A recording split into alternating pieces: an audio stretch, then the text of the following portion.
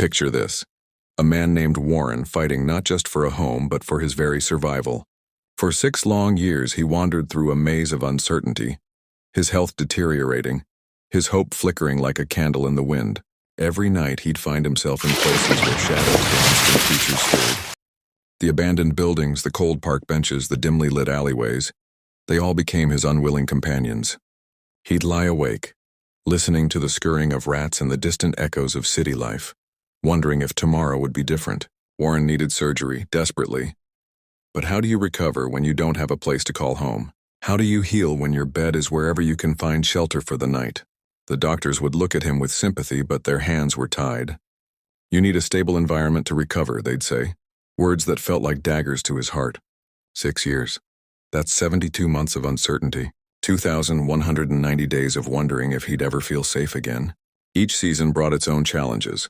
Scorching summers, freezing winters, and everything in between. But then finally it happened. The key turned in the lock of his very own apartment. The sound was almost musical, a symphony of new beginnings. His hands trembled as he stepped inside. A real bed, a proper kitchen, a bathroom he didn't have to share with strangers. It was overwhelming. Now Warren could finally get the surgery he needed. He had a clean, safe place to recover, to heal, to breathe. But here's the thing about being homeless for so long. The transition to stability can be its own kind of hell.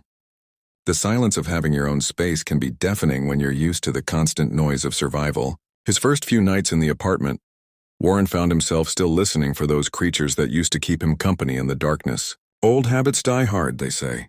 But slowly, day by day, he's learning to trust in the solidarity of these walls and the comfort of having a place to call his own.